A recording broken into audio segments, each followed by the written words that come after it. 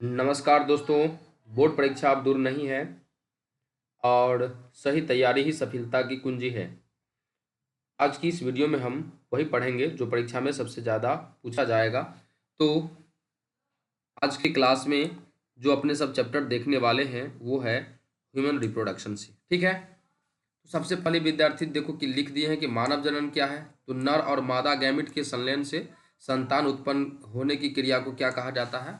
मानव जनन। ठीक है, अगला क्वेश्चन है कि पुरुष की प्राथमिक जनन अंग। तो यादें रख लीजिएगा, प्राथमिक जनन अंग किसे कहते हैं? तो वह जनन अंग जिससे युग्मक का निर्माण होता है और हार्मोन का सिक्रिएशन होता है। तो पुरुष की बात करेंगे तो पुरुष में टेस्टिस विब्रेशन हो जाता है। ठीक है, अगला क्वेश्चन है स्त्री का प्राथमिक जनन अंग। तो हमेशा याद रखिए स्त्री में अंडाशय को कहा जाता है। अगला है वृषण कहाँ स्थित होता है? तो यह एस्क्रोटम में होता है विद्यार्थी। कहाँ होता है? एस्क्रोटम में होता है। अगला है विद्यार्थी वृषण शरीर के बाहर क्यों स्थित होता है? तो हमेशा याद रखिएगा क्योंकि शुक्राणु निर्माण के लिए कम तापमान का आवश्यकता होता है विद्यार्थी। वैसे अगर कोई व्यक्ति पूछ देगा कि स्क्रोटम का तापमान शरीर के तापमान से कितना कम होता है, तो 2 से 2.5 डिग्री सेल्सियस कम होता है, जो शुक्राणु निर्माण के लिए आवश्यक होता है। ठीक है, अगला है वृषण का कार्य क्या है? तो शुक्राणु और टेस्टोस्टेरोन हार्मोन का निर्माण करना। शुक्राणु और टेस्टोस्टेरोन हार्मोन का निर्माण वृषण के द्वारा होता है। अगला है सेमनीफेरस नलिकाएं कहाँ पर होती है? तो वृषण के भीतर। आप पढ़े होइएगा टेस्टिस के भीतर टेस्टिकुलर लोब्यूल होता है जिसकी संख्या 250 से 300 होता है और उसी के अंदर सेमनीफेरस ट्यूब्यूल्स पाए जाते हैं। ठीक है, अगला है सेमनीफेरस नलिकाओं का कार्य क्या है? सेमनीफेरस नलिकाओं का कार्य क्या है? तो इसका काम है शुक्राणु बनाना। क्या काम? शुक्राणु बनाना।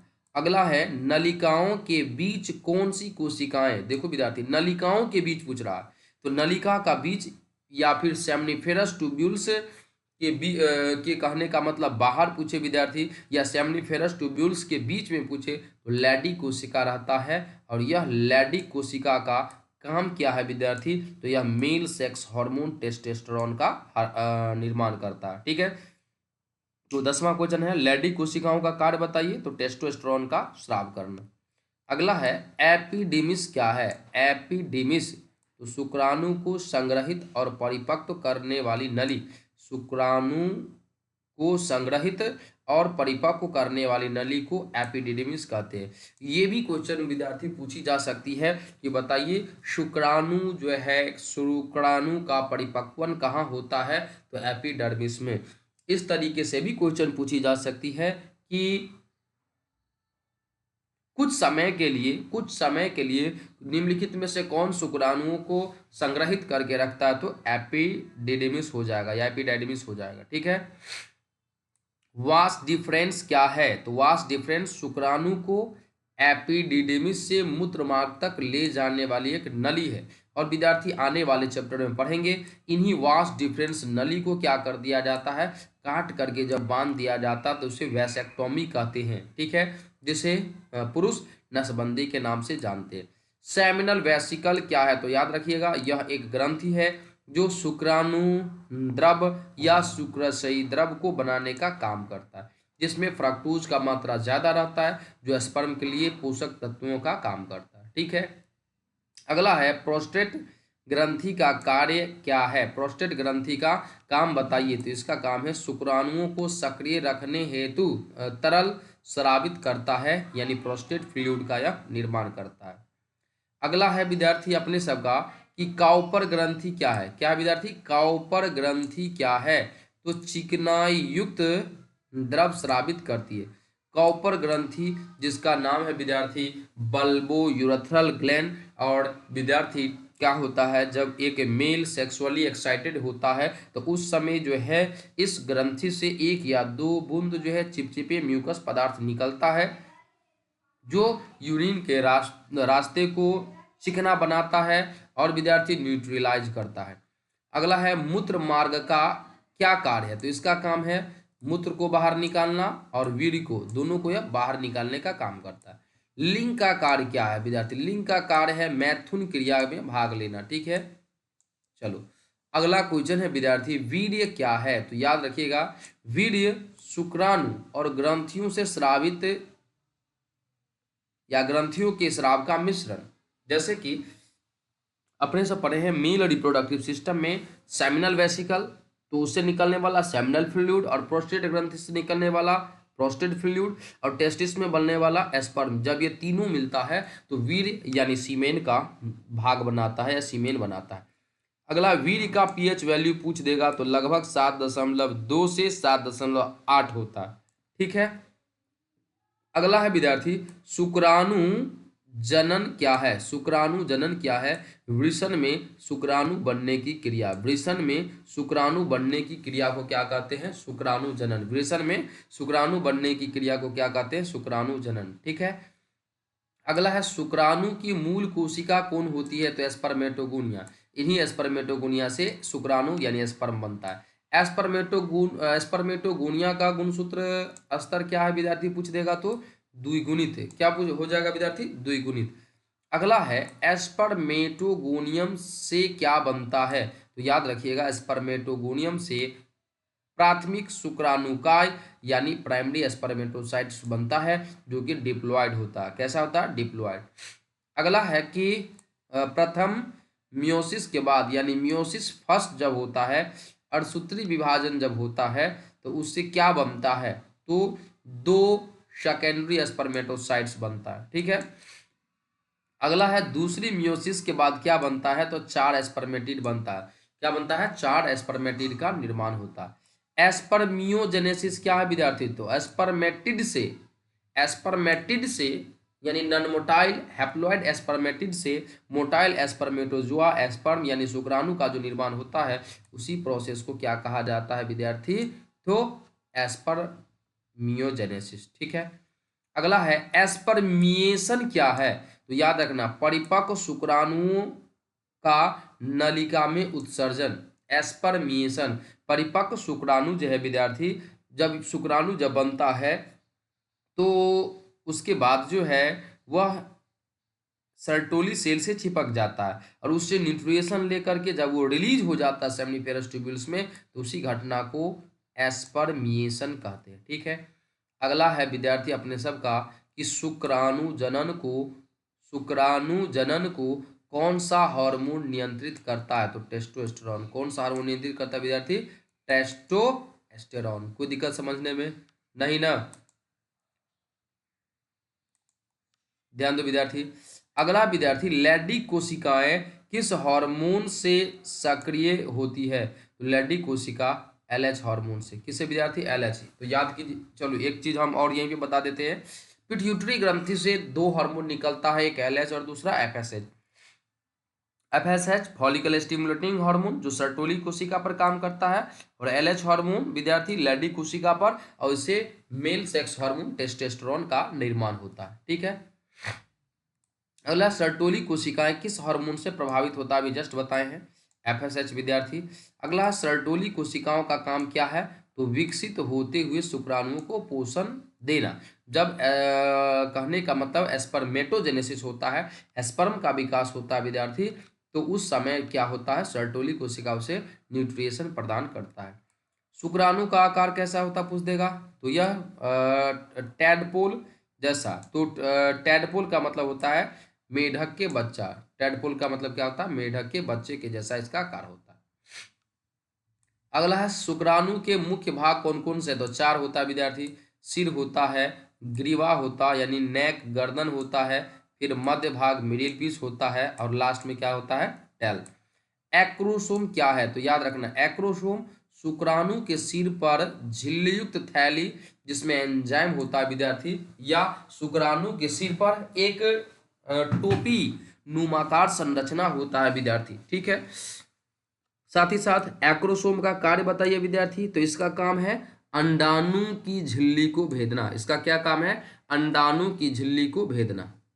चलो अगला है, शुक्राणु के मध्य भाग में क्या होता है? तो याद रखिएगा, माइटोकॉन्ड्रिया। क्या होता है? माइटोकॉन्ड्रिया होता है। ठीक है। अगला है, माइटोकॉन्ड्रिया का कार्य बताइए। तो इसका काम है ऊर्जा प्रदान करना। क्या काम करना विद्यार्थी? ऊर्जा प्रदान करना। शुक्राणु का जीवन काल स्त्री शरीर में कितनी होती है? तो याद रखिएगा, जब शुक्राणु मेल के शरीर से बाहर निकल गया, स्त्री के शरीर में चल गया, तो उसके बाद ये 48 घंटा तक जिंदा रहेगा। 48 घंटा के अंदर इसे ओवा मिला तब तो फर्टिलाइज करेगा, नहीं तो यह शुक्राणु नष्ट हो जाएगा। अगला है, एक स्खलन में कितने शुक्राणु निकलते हैं? याद रखिएगा, लगभग 20 से 30 करोड़। और इन 20 से 30 करोड़ में से केवल एक स्पर्म ही एक ओवा के साथ फर्टिलाइज करता है। ठीक है। अगला है, स्त्री के जनन अंग कौन कौन से हैं? तो फीमेल रिप्रोडक्टिव सिस्टम याद करो, जो पार्ट है लिख दो, जैसे अंडाशय, ओवरी हो गया, डिंब वाहिनी हो गया विद्यार्थी, गर्भाशय, योनि, जननांग एटसेट्रा। ठीक है। आगे है, अंडाशय कहाँ होता है विद्यार्थी? क्या क्वेश्चन, अंडाशय कहाँ स्थित होता है? तो यह श्रोणि गुहा में होता है। कहाँ होता है? श्रोणि गुहा में। अगला है, अंडाशय का कार्य क्या है? अंडाशय का कार्य क्या है? तो अंडाणु और हार्मोन का स्राव करना अंडाशय का काम है। अंडाणु हार्मोन, अब ये भी चीज याद रख लो, हार्मोन में कौन सा हार्मोन बनेगा? तो एस्ट्रोजन बनेगा और प्रोजेस्टेरॉन बनेगा। ठीक है। चलो अगला है, डिंब वाहिनी को और क्या कहते हैं? तो याद रखना, डिंब वाहिनी को ही ओविडक्ट कहा जाता है, फैलोपियन नली कहा जाता है, या अंडवाहिनी कहा जाता है। ठीक है। डिंब वाहिनी यानी अंडवाहिनी के भाग कौन कौन से होते हैं? तो पढ़े हैं, एक इनफंडिबुलम हो जाता है, एक एम्पोला हो जाता है और एक इस्थमस हो जाता है। ठीक है। चलो अगला क्वेश्चन विद्यार्थी, अगला क्वेश्चन है, इनफंडिबुलम क्या है? तो याद रखिएगा, अंडाशय के पास नली के आकार का एक सिरा है जिससे फिम्बड़िया जुड़ा रहता है। नहीं तो अगला, फिम्बड़िया क्या है विद्यार्थी? तो उंगली जैसी रचना है जो अंडाणु को पकड़ने का काम करता है और यह इनफंडिबुलम से जुड़ा होता है। अगला, निषेचन कहाँ होता है? एक लाइन में, फैलोपियन ट्यूब में होता है। कहाँ होता है? फैलोपियन ट्यूब में या अंडवाहिनी में। फिर पूछ देगा, अंडवाहिनी में कहाँ होता है? ठीक है। या अगर फैलोपियन ट्यूब नहीं रहे तो एम्पुला में होता। कहाँ होता है? एम्पुला में। तो याद रखिएगा, निषेचन फैलोपियन नली के या फैलोपियन ट्यूब के एम्पुला भाग में होता है। गर्भाशय क्या है? गर्भाशय क्या है? तो भ्रूण विकास का स्थान। गर्भाशय एक ऐसा स्थान है जहां पर फर्टिलाइज्ड एग का इम्प्लांटेशन होता है और वहां से विद्यार्थी भ्रूण का विकास स्टार्ट होता है, गेस्टेशन पीरियड स्टार्ट होता है। अगला, गर्भाशय की परतें कितनी होती है? 3। पता है, सबसे बाहरी लेयर को पेरीमेट्रियम कहते हैं, बीच के लेयर को मायोमेट्रियम कहते हैं और सबसे अंदर के लेयर को एंडोमेट्रियम कहते हैं। अगला है, कौन सी परत हर महीने बदलती है? तो वो है एंडोमेट्रियम, अंडाशय का सबसे अंदर का लेयर विद्यार्थी, जिसमें मेंस्ट्रुअल साइकिल भी होता है। चलो अगला है, गर्भाशय का निचला भाग क्या कहलाता है? तो याद रखिए, गर्भाशय का निचला भाग सर्विक्स कहलाता है। योनि का काम क्या है? तो योनि का काम है सहवास यानी मैथुन क्रिया में भाग लेना और प्रसव का मार्ग यानी बर्थ कैनाल का निर्माण करना।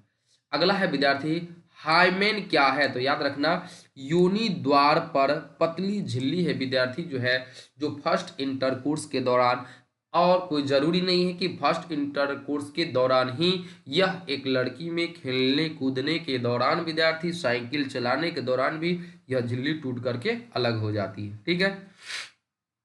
अगला है, वल्वा क्या है? तो बाह्य जननांग का समूह यानी कि एक्सटर्नल जेनेटिलिया पढ़े होइएगा, तो बाहर से जो भी पार्ट रहता है वो सारा वल्वा कहलाता है। ठीक है। अगला है, स्त्रियों में प्राथमिक जनन अंग कौन सा है? तो याद रखिएगा, अंडाशय। क्या हो जाता है? अंडाशय। स्त्रियों का दुग्ध ग्रंथि क्या कहलाता है? तो मेमरी ग्लैंड, स्तन ग्रंथि, स्तन का तो नाम सुने ही होइएगा। ठीक है। तो इन्हीं स्तन ग्रंथि के द्वारा एक महिला, एक स्त्री अपने बच्चे को दूध पिलाती है। ठीक है। स्तन ग्रंथि का कार्य क्या है? तो इसका काम है विद्यार्थी, शिशु को दूध प्रदान करना। अगला है, दुग्ध स्राव की प्रक्रिया क्या कहलाती है? तो दुग्ध स्राव की प्रक्रिया को लैक्टेशन कहते हैं। क्या कहते हैं? लैक्टेशन। हो सकता है पूछते लैक्टेशन किससे संबंधित है? तो दुग्ध स्राव से। ठीक है। अगला है, दुग्ध स्राव के लिए कौन सा हार्मोन उत्तरदायी है? तो इसके लिए है प्रोलैक्टिन। कौन सा हार्मोन है विद्यार्थी? प्रोलैक्टिन। अगला है, अंडाणु जनन क्या है? तो अंडाशय में अंडाणु बनने की क्रिया को, अंडाशय में अंडाणु बनने की क्रिया को अंडाणु जनन कहते हैं। अगला है, ओगोनियम का गुणसूत्र होता है, तो याद रखिएगा ओगोनियम का होता है विद्यार्थी द्विगुणित होता है। कैसा होता है? द्विगुणित, डिप्लॉयड होता है। फिर है अंडाणु जनन कब प्रारंभ होता, तो याद रखिएगा विद्यार्थी, एक फीमेल में जब वह फीमेल अपने माता के गर्भ में भ्रूण अवस्था में रहती है, उसी समय अंडाणु जनन का प्रक्रिया स्टार्ट हो जाता है, शुरू हो जाता है। अगला है दूसरी मियोसिस कब पूरी होती है, तो याद रखिएगा यह निषेचन के बाद होता है। कब होता है? निषेचन के बाद। अगला पहली मियोसिस के बाद क्या बनता है, तो यहां पर जो क्वेश्चन है वह कुछ इस प्रकार से है विद्यार्थी कि ऊजेनेसिस के प्रोसेस में, अंड जनन में पहली मियोसिस के बाद क्या बनता है, तो याद रखिएगा एक बड़ा सा द्वितीयक अंडाणु बनेगा और एक बहुत ही छोटा सा फर्स्ट पोलर बॉडी बनेगा, प्रथम ध्रुवीय पिंड बनेगा। दूसरी मियोसिस के बाद क्या बनता है, तो जानते ही है, जब ऊजेनेसिस का प्रोसेस याद होगा तो एक परिपक्व अंडाणु बनेगा और एक छोटा सा द्वितीयक पिंड का या द्वितीयक ध्रुवीय पिंड का निर्माण होगा, सेकेंड पोलर बॉडी का निर्माण होगा, जिसका कोई काम नहीं, आगे जाकर के नष्ट हो जाएगा। ठीक है। ओवुलेशन क्या है विद्यार्थी? एक लाइन में अंडाशय से द्वितीयक अंडाणु का बाहर निकलना ही विद्यार्थी क्या कहलाता है? ओवुलेशन कहलाता है। अगला है ओवुलेशन कौन सा हार्मोन ओवुलेशन कौन सा हार्मोन कराता, तो याद रखिएगा LH हार्मोन। और LH हार्मोन कहां से निकलता है? इंटीरियर पिट्यूटरी ग्लैंड से। चलो अगला है मासिक चक्र क्या है, तो स्त्रियों में हर महीने होने वाले हार्मोनल व शारीरिक परिवर्तन प्रक्रिया जो है मासिक चक्र कहलाता है। यानी स्त्रियों में हर एक महीने लगभग हर 28 दिन के बाद जो है रिपीट होने वाली शरीर में एक हार्मोनल और शारीरिक परिवर्तन की प्रक्रिया है। ठीक है। अगला है मासिक चक्र की औसत अवधि क्या होती है, तो 28 दिन होता है। कितना होता है? 28 दिन। अब परे होइएगा, मिनिमम होता है विद्यार्थी 21 और मैक्सिमम कितना होता है विद्यार्थी? 36। ठीक है। अगला मासिक धर्म क्या है, तो गर्भाशय की परत का झरना जब निषेचन न हो सके तो उस कंडीशन में हम उसे मासिक धर्म कहते हैं। ठीक है। क्या कहते हैं? मासिक धर्म। अगला फॉलिक्यूलर अवस्था में क्या होता है? फॉलिक्यूलर एक स्टेज है, मेस्टो साइकिल का डायग्राम याद कीजिए, तो उसमें अंडाशय में फॉलिकल का विकास होता है और एस्ट्रोजन का स्राव होता है। फॉलिकल के विकास के दौरान आपको याद होना चाहिए विद्यार्थी, क्या याद होना चाहिए, तो उसमें क्या होता है? Primary follicle, secondary follicle, tertiary follicle, mature, जिसे ग्राफियन फॉलिकल भी कहा जाता है, इन सभी का डेवलपमेंट होता है। चलो अगला है ल्यूटियल अवस्था में क्या बनता है। ल्यूटियल अवस्था में हमेशा याद रखिएगा कॉर्पस ल्यूटियम का निर्माण होता है। फिर पूछ देगा कॉर्पस ल्यूटियम क्या है, तो 14वां दिन जो ग्राफियन फॉलिकल जो फटता है, तो फटे ग्राफियन फॉलिकल या फटे फॉलिकल से बनी पीली ग्रंथि होती है, जैसे हम लोग क्या कहते हैं? Corpus luteum. यानी कॉर्पस ल्यूटियम का रंग की बात करेंगे, कलर की बात करेंगे, तो यह येलो दिखता है। ठीक है। अगला है कॉर्पस ल्यूटियम कौन सा हार्मोन स्रावित करता है? यादें रख लो विद्यार्थी, प्रोजेस्टेरॉन। कौन सा हो जाएगा? प्रोजेस्टेरॉन हो जाएगा। कौन सा हार्मोन एंडोमेट्रियम को तैयार करता है, तो वह है प्रोजेस्टेरॉन। क्या है? प्रोजेस्टेरॉन। अगला है मेनोपॉज क्या है? मेनोपॉज याद रखिएगा मासिक धर्म जब एक महिला में 45 से 50 वर्षों के बाद 45 से 50 वर्षों के बाद जब यह परमानेंट बंद हो जाता है, तो उसी समय को क्या कहते हैं? मेनोपॉज। तो मासिक धर्म का अस्थायी रुकना मीनोपॉज कहलाता है। मीनोपॉज लगभग किस आयु में होता है? 45 से 50 वर्ष में। किस आयु में होता है? 45 से 50 वर्ष के आयु में। ठीक है। अगला है मादा में FSH का कार्य बताइए, यानी FSH फॉलिकल स्टिमुलेटिंग हार्मोन का काम बताइए, तो इसका काम है फॉलिकल विकास को प्रेरित करना। यानी primary follicle, secondary follicle, tertiary, फिर मैच्योर फॉलिकल, इन सभी के डेवलपमेंट में विद्यार्थी जो है विकास में यही FSH हार्मोन मदद करता है। एस्ट्रोजन का कार्य बताइए, तो गर्भाशय परत की वृद्धि और स्त्री लक्षणों का विकास करना। एक लड़की में एक लड़की जब मैच्योर होती है तो जो भी कैरेक्टर शरीर पर दिखता है विद्यार्थी मैच्योरेशन का, और गर्भाशय का जो लेयर है सबसे अंदर का एंडोमेट्रियम जो टूटता है बनता है विद्यार्थी, तो इसके बनने का प्रोसेस जो है गर्भाशय परत की वृद्धि का प्रोसेस इन्हीं एस्ट्रोजन हार्मोन की वजह से हो पाता है। ठीक है, मानव में निषेचन पूछ देगा कहाँ होता है, तो यह फैलोपियन नली के एम्पुला वाला भाग में होता है। कहाँ होता है? फैलोपियन नली के एम्पुला वाला भाग में। चलो अगला है निषेचन क्या है, तो निषेचन पूछ देगा तो एक लाइन में शुक्राणु और अंडाणु के संलयन की प्रक्रिया को निषेचन कहते हैं।